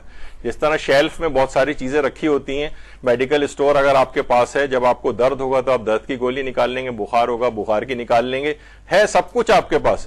تو ضروری نہیں ہے کہ ایک وقت میں انسان سب چیزوں کے اوپر اسی وقت عامل ہو. یہ اکثر لوگوں کو وہم ہو جاتا ہے اور ذرا مایوسی سے ہونے لگتی ہے کہ ہمارا عمل تو ہمارے علم کے مطابق نہیں. ارے بھائی, جب اس کی ضرورت پیش آئے گی نا, یا آپ حاصل کرتے چلے جائیں کرتے چلے جائیں کرتے چلے جائیں, جب اس کی ضرورت پیش آئے گی تو وہ خود وہ تعلیمات اندر سے نکل کر آپ کو آئیں گی اور آپ کو روک لیں گی کسی برے کام سے, کسی نیکی کی اچھائی کی طرف راغب کر دیں گی. جس طرح ایک سٹور ہوتا ہے, کسی کی مثلا کریانے کی دکان ہے اور اس میں بہت ساری دال چاول ہر چیز موجود ہے, تو جب جس کی ضرورت پیش آئے گی, جب دل چاہے گا وہ والی چیز لے کر استعمال کر لے گا. تو ضروری نہیں کہ ہر وقت آپ سے اس طرح سے عمل ظاہر ہو رہا ہو, لیکن وہ اندر آپ کے موجود ہے. جب ضرورت جتنی پیش آئے گی اتنا آپ اس کو عمل اس پر کرتی جائیں گی. آیت اللہ وحید خراسانی نے طالب علموں کے لیے اور مبلغین کے لیے, حتیٰ علماء کے لیے بھی 6 خصوصی قسم کی ہدایات دیں. کہا کہ اگر ان کے اوپر تم عمل کر لو تو ایک ایسا زبردست روح کے اندر ایک انقلاب آئے گا آپ کے. سوچیں گے وہ شخص جو کہ مرجع عالم ہو, اتنے بڑے اور اتنا زیادہ علم جس کے پاس ہو, 100 سال وہ اس کے اندر جو ہے نا گزار چکا ہو اس وادی کے اندر, وہ اس میں سے 6 باتیں نکال کے آپ کو پیش کر رہا ہے. فرماتے ہیں 6 باتیں.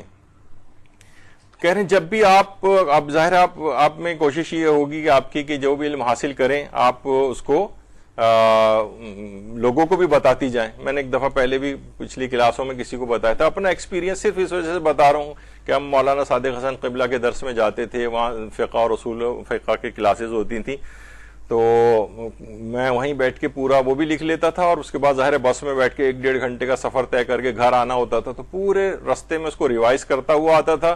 اور اسی دن کی شام کو مسجد خیر العمل چولی میں ایک جو نوجوانوں کا ایک زمانے میں خود بھی نوجوان ہی تھا, تو بہرحال ایک درس ہوتا تھا جس میں بہت سے لوگ اس میں بیٹھتے تھے, تو وہ جو ان کا درس ہوتا تھا پورا یاد کر کے پھر بس میں یاد کرتے ہوئے اس کو دہراتے ہوئے, اور یہاں آ کر اس میں سے میجورٹی کے جو پوائنٹس ہوتے تھے وہ اپنے درس میں یہاں پر بیان کر دیتا تھا. تو کیا ہوتا تھا کہ بہرحال جب آدمی حاصل کرنا شروع کرتا ہے تو دوسروں کو بھی پہنچاتا ہے, اس طرح اس کو بھی وہ چیز یاد ہو جاتی ہے اچھی طریقے سے. تو فرماتے ہیں کہ جب بھی آپ بیان کریں, جو بھی علم حاصل کر رہے ہیں اور لوگوں کو بیان کریں, تو اس میں بیان فضائل معصومین ضرور ہونا چاہیے. خاص طور پر اس کے اندر خود احادیث معصومین ہونی چاہیے. معصومین کے فضائل ہر اس کے اندر ضرور بیان ہونے چاہیے. آج کل دیکھیے بہت سی مجالس ہم دیکھنے میں آ رہی ہیں کہ اس میں جناب صرف اپنے بیرونی ممالک کے قصے اور ادھر ادھر کی باتیں, اس میں پوری حدیث کو آپ ڈھونڈ ڈالیں گے, نہ اس میں کوئی قرآنی آیات بعض اوقات ملتی ہے, نہ اس کے اندر پوری تقریروں میں لوگوں کی کوئی حدیث ملتی ہے معصومین کی. یعنی آپ خود سمجھ جائیں کہ ہم نے کیا حاصل کیا. یعنی کہ ایسی کون سی مجلس ہے جس میں بیان فضائل معصومین ہی نہ ہو. لوگ سوچتے ہیں یہ تو کب تک خیبر و خندق پڑھتے رہیں گے وغیرہ. تو پورا اسلام فقط ان جنگوں پہ تو نہیں, اور ان جنگوں کو بیان کر اس میں سے بھی نئے نئے نقطے نکال کر فضائل معصومین آپ بیان کریں. تو بہرحال وہ فرماتے تھے کہ بیان فضائل معصومین یہ لازمی ہونا چاہیے. 6 ہدایات جو انہوں نے دی ہیں ان میں سے ایک ہدایت. دوسرا, بیان مسائل و احکام ہونا چاہیے. احکام بہانے سے اپنی گفتگو کے اندر کوئی بھی چیز نکالیں آپ. مثلا آپ ماشاءاللہ آپ میں سے کتنے مثلا آپ بیان کر رہی ہیں کہ زیارت کے لیے گئے ہوں گے, تو آپ نے یقیناً اس میں غسل زیارت بھی کیا ہوگا. یعنی ایسی آپ نے کوئی بات نکالی اور اس میں غسل زیارت آپ کو پتہ ہے کہ وضو کے لیے کافی نہیں ہوتا, اس کے بعد وضو کرنا لازمی ہوتا ہے. یعنی آپ نے کیا ہوا کسی بھی بہانے سے اس کے ذکر کے اندر,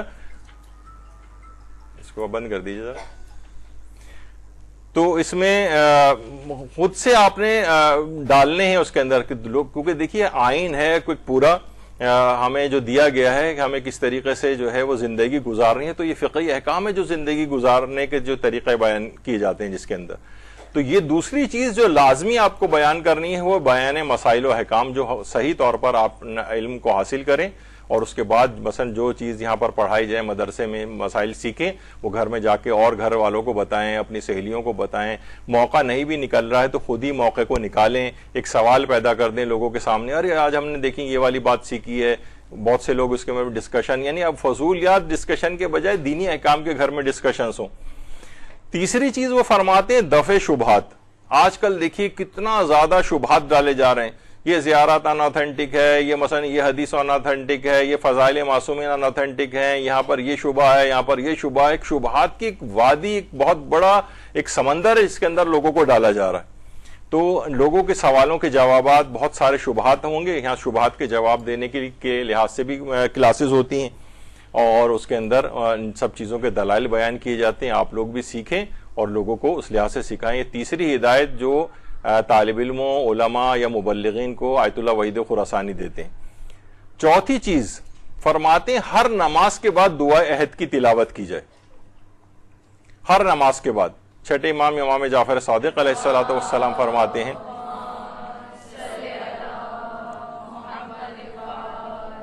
کہ جو شخص بھی 40 روز تک دعائے عہد کی تلاوت کرے گا تو جلدی وہ وقت آئے گا کہ وہ امام زمانہ علیہ السلام کو پالے گا.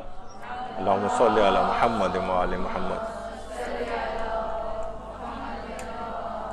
اور اگر وہ دنیا سے رخصت ہو گیا, یعنی مر گیا اگر وہ, تو جب امام کا ظہور ہوگا تو اس کو دوبارہ زندہ کیا جائے گا اور وہ ان کے انصار و اعوان کے اندر شامل ہوگا. اور اس کلمات کے جو دعائے عہد ہے, اس کے ایک ایک جو فقرہ ہے, اس کے ایک ایک کلمے کے بدلے میں 1,000 نیکیاں اس کے نامہ اعمال میں لکھی جاتی ہیں, اور 1,000 گناہ محو اس کے نامہ اعمال سے کیے جاتے ہیں. یہ دعا عہد ہے. تو یہ فرماتے ہیں کہ 40 روز تک, وہ فرماتے ہیں ایسا زبردست آپ کی روح کے اندر ایک انقلاب یہ چیزیں جو ہیں پیدا کرتی ہیں. تو دعا عہد کی 40 روز تک فرماتے ہیں کہ ہر نماز کے بعد دعا عہد کی تلاوت کو روزانہ کیا جائے. کوشش کریں کہ دعا عہد ایک صفحے کی, آپ نے دیکھا کہ اتنے زیادہ کوئی ایسا مسئلہ نہیں ہے اس کو یاد کرنا. اور پانچویں چیز یہ بیان کی کہ ہر صبح اور رات 11 مرتبہ سورہ توحید کا ہدیہ امام زمانہ علیہ السلام کو پیش کیا جائے. ہر صبح کو بھی 11 دفعہ سورہ توحید, اور رات کو سونے سے پہلے 11 دفعہ سورہ توحید. فرماتے ہیں کہ اس قدر اس کے اثرات ہیں, اس قدر اثرات ہیں. کہا جاتا, فرماتے ہیں کہ جس طریقے سے وہ نسیم سحر جب چلتی ہے نا, دیکھیے وہ کہتے ہیں کہ ہر موسم میں آپ زمین میں دانہ ڈالیں نہیں اگتا ہے, اس سے فصل کاشت نہیں ہوتی ہے, لیکن جب نسیم بہار چلتی ہے, نسیم بہار جب چلتی ہے اس وقت دانہ ڈالتے ہیں تو دانہ بھی برابر ہوتا ہے, کاشت اس سے ہوتی ہے, کاشتکار کو بھی فائدہ ہوتا ہے. تو کہا یہ روزانہ آپ یہ دانہ ڈالیں گے نا صبح اور رات کو 11 مرتبہ سورہ توحید کا, اور اس کا ہدیہ امام زمانہ علیہ السلام کو پیش کریں گے تو روح کے اندر ایک انقلاب برپا ہو جائے گا, ایک عجیب و غریب انقلاب برپا ہو جائے گا. خاص طور پہ فرماتے ہیں اگر دعائے عہد کو بھی اس کے ساتھ شامل کر لیا جائے, یعنی دعا عہد تو جو آپ نے نمبر 4 پہ ابھی سنی, دعا عہد اور اس کے ساتھ 11 مرتبہ سورہ توحید صبح کو اور 11 مرتبہ شام کو, تو آپ کی روح کے اندر ایک عجیب و غریب انقلاب پیدا ہو جائے گا. آپ خود حیران ہوں گی کچھ عرصے میں کہ میری حالت کیا, میں پہلے کیا تھی اور اب کیا ہو گئی. یہ وہ شخص بتا رہے جو 100 سال تک اس میدان کا شہسوار ہے, علمی دنیا کا, روحانیت کا, وہ آپ کو سمجھے پوری اس کو سمیٹ کر 6 جملوں کے اندر آپ کو بیان کر رہا ہے کہ آپ کو کیا کرنا ہے. ہر صبح اور شام کو 11 مرتبہ سورہ توحید کا ہدیہ, اور اس کے ساتھ کیا ہے, دعا عہد کی تلاوت. اور فرماتے ہیں چھٹی اور آخری چیز یہ کہ دن بھر میں 100 مرتبہ سورہ اخلاص کی تلاوت کریں اور اس کا ہدیہ امام زمانہ علیہ السلام کو پیش کریں. دن بھر میں 100 مرتبہ. اب آپ دیکھیں کبھی بھی سورہ قل ہو اللہ احد پڑھ کے آپ دیکھیں چند سیکنڈ کے اندر ایک سورہ ہو جائے گا, اور چند منٹس کے اندر ہی آپ خود کیلکولیٹ کر لیں, 100 کوئی اتنا بڑا مسئلہ نہیں ہے. 100 مرتبہ سورہ اخلاص کو توڑ کے بھی پڑھ سکتے ہیں اگر ایک وقت میں نہیں, ورنہ تو ایک وقت میں بھی پڑھی جا سکتی ہے. آپ خود حیران ہوں گی کہ اتنی جلدی تسبیح والی مکمل ہو گئی. تو یہ 6 چیزیں ایسی ہیں, فرماتے ہیں کہ یہ چیزیں اگر آپ مل جائیں اور یہ اگر آپ نے کام کر لیے تو روح ایک ایسے سمجھیں کہ وہ نسیم بہار, ہر چیز آپ کی روح اندر تک شاد ہو جائے گی, اور اس میں ایک ایسی روحانیت کاشت ہوگی کہ آپ خود حیران رہ جائیں گی کہ یہ میں پہلی کی زندگی میری کیسی تھی اور اب میری زندگی کیا ہو گئی ان 6 چیزوں کو انجام دینے کے بعد. تو آیت اللہ وحید خراسانی خاص طور پر یہ 6 چیزیں جو ہے وہ بیان فرماتے ہیں. تو دیکھیں تقوی و پرہیزگاری جب ہوگا نا تو آپ جو بھی تبلیغ معاشرے میں کریں گے اس کا لازمی اثر ہوگا, لازمی اس کا آپ کی باتوں کے اندر اثر ہوگا. یعنی ممکن نہیں ہے کہ آپ کی باتیں بے اثر ہو جائیں. ہمارے ساتھ بہت بڑا مسئلہ ہے کہ ہماری باتوں میں اثر اسی وجہ سے نہیں ہے کہ ہم نہیں کر پاتے اپنے علم کے اوپر عمل. آیت اللہ شیخ جعفر آل کاشف الغطا، اصل میں ان کا نام تو شیخ جعفر تھا، اور یہ مالک اشتر جو امیر المومنین کے خاص اصحاب میں سے تھے، یہ ان کی نسل سے تھے۔ آیت اللہ شیخ جعفر آل کاشف الغطا 13ویں اور 14ویں صدی ہجری کا ان کا جو ہے وہ زمانہ ہے، اور انہوں نے جو کتاب لکھی تھی کشف الغطا عن مبہمات شریعت الغرہ کے نام سے کہ ان کی کتاب ہے، اور اپنی کتاب کے نام سے ہی ان کا پورا خاندان ہے، کاشف الغطا کے نام سے ان کا پورا خاندان جو ہے وہ مشہور ہوا ان کی اس کتاب کی وجہ سے، آیت اللہ شیخ جعفر۔ ان کے متعلق خود آیت اللہ وحید خراسانی نے ایک واقعہ جو ہے وہ نقل کیا ہے، اور فرماتے ہیں کہ آقا شیخ لاہی جانی ایک عالم تھے، جو لاہی جان جو ایران کا ایک صوبہ ہے، جیلان اس کا ایک علاقہ ہے لاہی جان۔ تو شیخ لاہی جانی فرماتے ہیں کہ اس واقعے کو ہم نے یعنی آیت اللہ وحید خراسانی فرماتے ہیں کہ اس واقعے کو شیخ لاہی جانی نے شیخ نصر اللہ خلخالی جو امام خمینی کے بہت معتمد افراد میں تھے، نجف میں ان کے مکان پر ہم نے اس واقعے کو سنا ہے کہ شیخ لاہی جانی، ان کی تصویر اس میں نہیں ہے، شیخ نصر اللہ خلخالی کے کمرے میں واقعہ جو ہے ہم نے ان سے سنا تھا شیخ لاہی جانی سے، کہ آیت اللہ شیخ جعفر آل کاشف الغطا جب لاہی جان تشریف لائے تھے تو وہاں پر ایک نوجوان کا کیس ان کے پاس لایا گیا، اور اس نوجوان کے اوپر ایک جنی کا سایہ ہو گیا تھا، جنی کا، اور وہ نوجوان بالکل ہڈیوں کا ڈھانچہ بن گیا تھا۔ ظاہر ہے جن کا اثر ہو جائے کسی پر تو وہ ہڈیوں کا ڈھانچہ بن گیا تھا۔ تو ان کے پاس لایا گیا تو انہوں نے کہا کوئی مسئلہ نہیں ہے، تم 2 کاغذ لے کر آؤ۔ 2 کاغذ لے کر آئے، اور 2 کاغذوں کے اوپر انہوں نے ایک عبارت لکھی اور کہا کہ وہ جنی دوبارہ اگر تمہارے پاس آئے تو یہ 2 کاغذ اس کو پکڑا دینا۔ واقعہ بہت طویل ہے، اس کے اندر اور باتیں بھی بہت ساری ہیں، وہ میں ساری حذف کر رہا ہوں کیونکہ اتنا وقت نہیں ہے۔ 2 الگ الگ معاملات تھے، کہا ان دونوں باتوں کے لیے اس کو یہ 2 کاغذ پکڑا دینا۔ وہ نوجوان گیا اور کچھ دن بعد واپس آیا حشاش بشاش بالکل، اور کہا کہ میں نے جب وہ جنی میرے پاس آئی تو میں نے وہ دونوں کاغذ جو ہے اس کو دیے، اس نے کھول کر جیسے ہی پڑھے ایک دم سے اس کی حالت غیر ہو گئی، اور اسی وقت کاغذ اس نے چھوڑے اور آسمانوں میں پرواز کر گئی، پھر دوبارہ واپس نہیں آئی۔ کہا کہ ایسی آخر کیا چیز لکھی تھی اس کے اوپر شیخ نے؟ تو آقا لاہی جانی نے فرمایا کہ دونوں کاغذوں کے اوپر صرف ایک آیت لکھی ہوئی تھی، بسم اللہ الرحمن الرحیم، بس۔ اللہم صلی علی محمد۔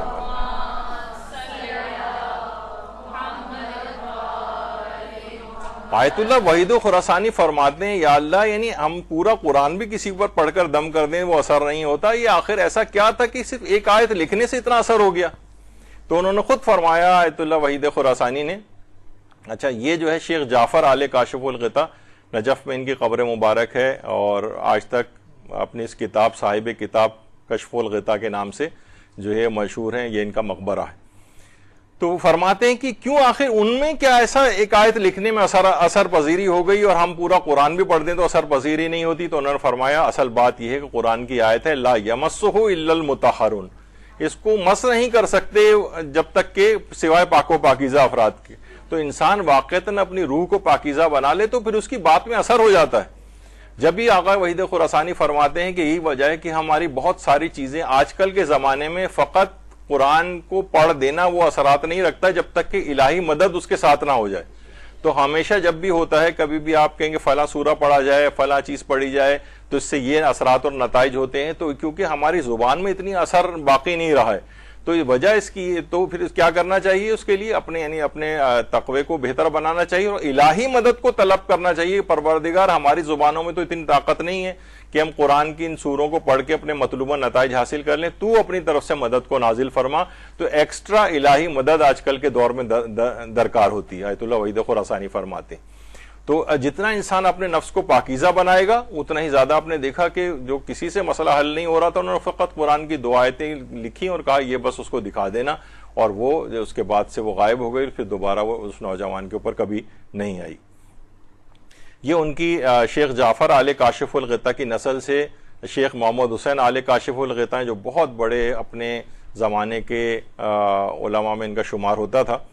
اچھا، شیخ جعفر آل کاشف الغطا کے متعلق ایک بات اور کہ اتنی دیکھیے عمل بھی ایسے ہونا چاہیے نا، اور یہ جو عمل ہوتا ہے یہ اصلاً لوگوں کی باتوں کو برداشت کرنے سے بھی حاصل ہوتا ہے۔ ایک دفعہ ظاہر مرجے تھے، ان کے پاس بہت زیادہ پیسہ بھی آتا تھا تو حضرت امیر المومنین علیہ السلام کی طرح سے اللہم صلی علی محمد و آل محمد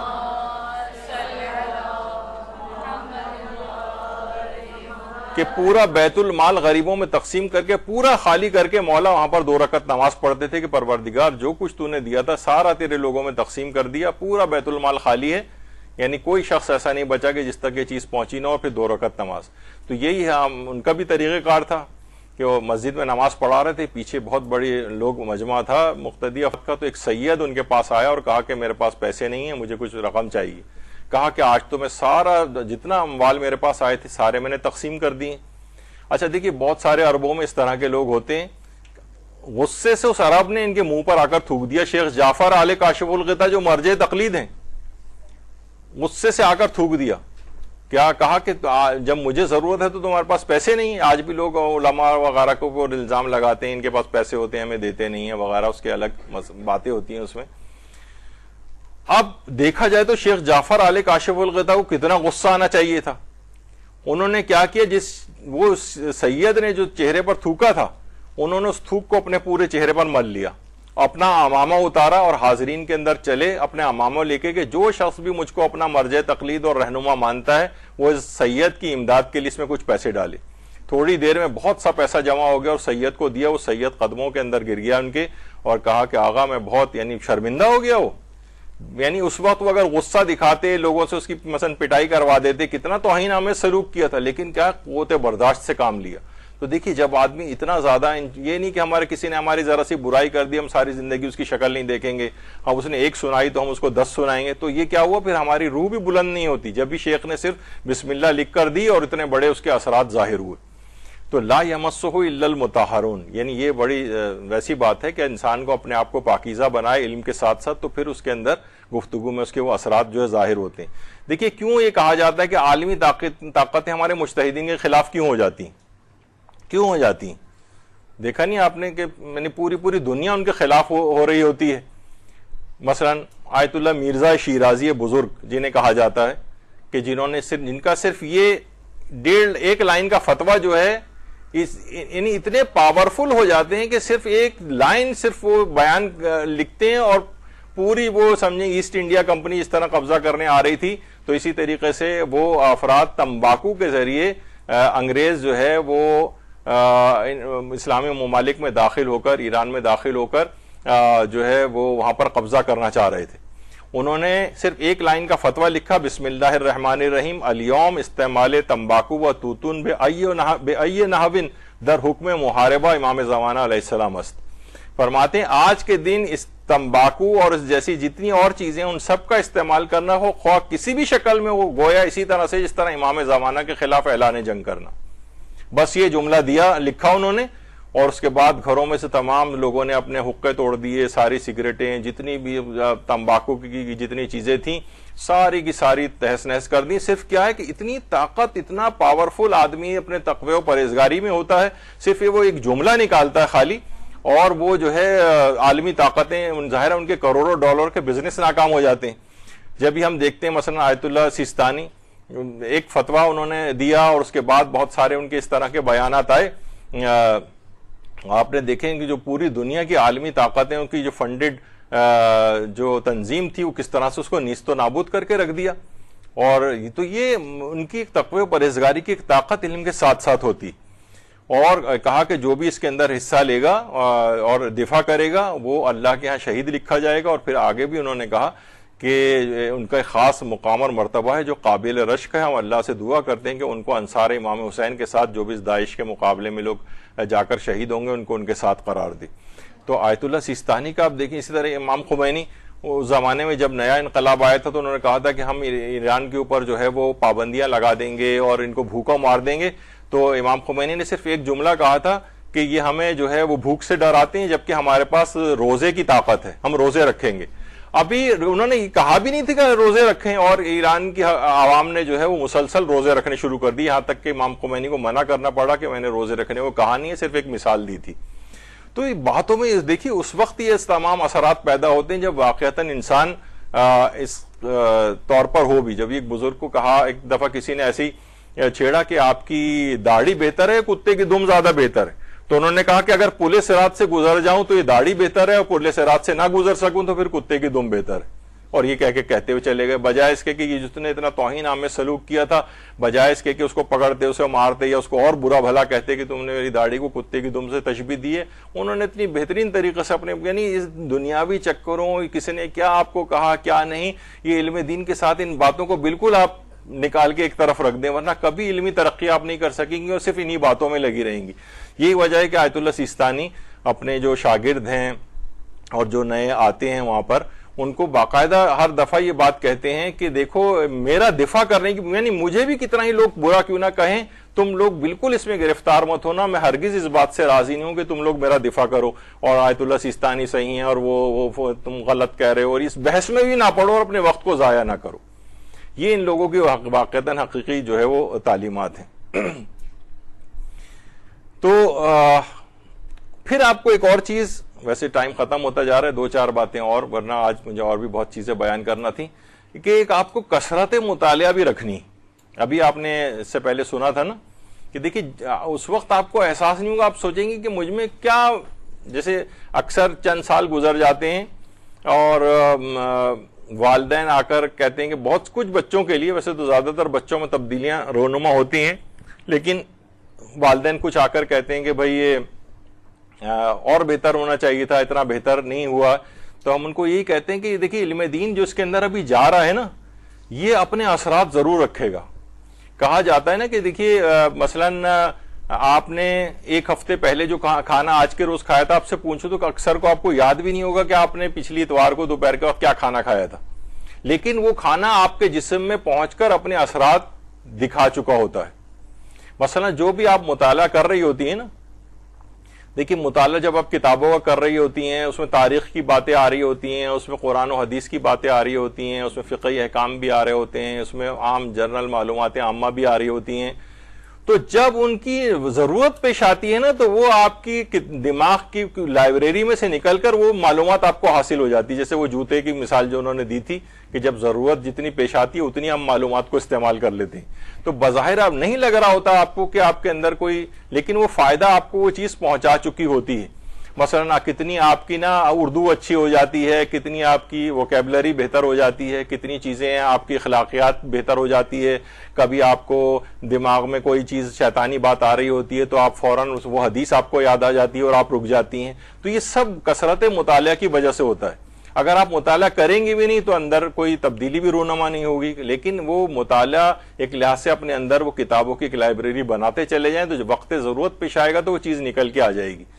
मसलन यही जो आप खाती हैं ना कोई भी खाना, तो उसमें से देखिए उसमें जो प्रोटीन्स होते हैं वो प्रोटीन अपनी जगह पे पहुंच जाते हैं, विटामिन अपनी जगह पे चले जाते हैं, कार्बोहाइड्रेट अपना जगह पे पहुंच जाते हैं, फैट अपना फायदा पहुंचा रहा होता है, मिनरल्स, ट्रेस एलिमेंट्स, क्या कुछ उसके अंदर नहीं होता है और वो हर जगह पहुंच जाता है और वहां पहुंचने के बाद जहां जहां उसकी जरूरत होती है वहां वहां इस्तेमाल हो जाता है। तो कसरत मुतालिया से ये होता है कि हर चीज अपने मुकाम पर चली जाएगी। किताबों को ज्यादा से ज्यादा पढ़ने का आदी बनाएं, कोई वक्त अपना मुकर्रर करें, मुताले के अंदर वक्त को लगाएं, वरना देखिए वक्त ऐसी ज़ाया होता चला जाएगा। ये स्क्रॉलिंग करना मोबाइल फ़ोन के ऊपर और फेसबुक पर और पेजेस पे पेजेस और न्यूज़ फीड पढ़ते चले जाना, ये जस्ट वेस्टेज है टाइम का। तो किताबों का हाथ से ज़्यादा इसमें कोशिश करें, मुतालिया करें, कोई ना कोई वक्त मुकर्रर करें कि जिसमें आप किताबें जो है वो पढ़ सकें।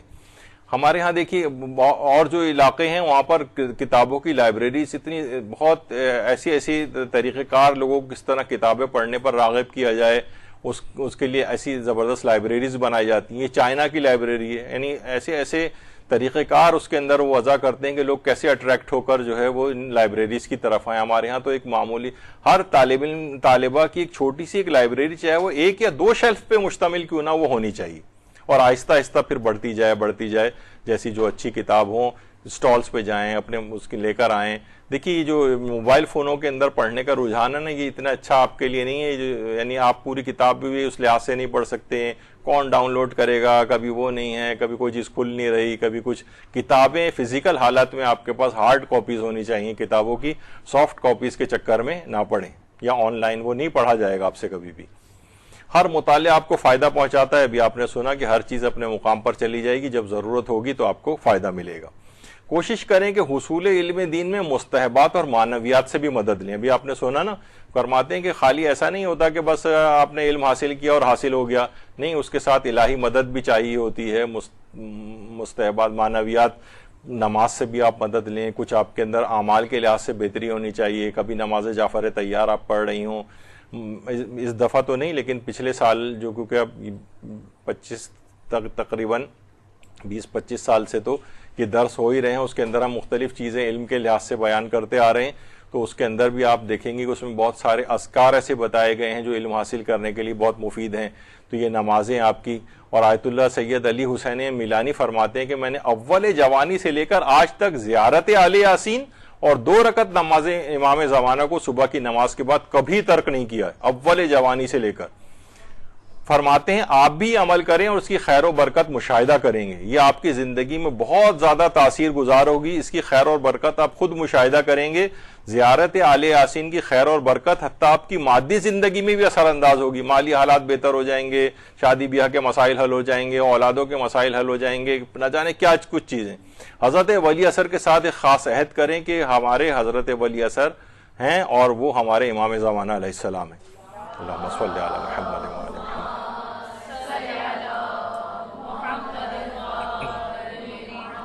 تو زیارت آل یاسین, اب دیکھیں جو اتنی زندگی انہوں نے گزار دی, 80 سال کی عمریں اس میں لگا دی ہیں.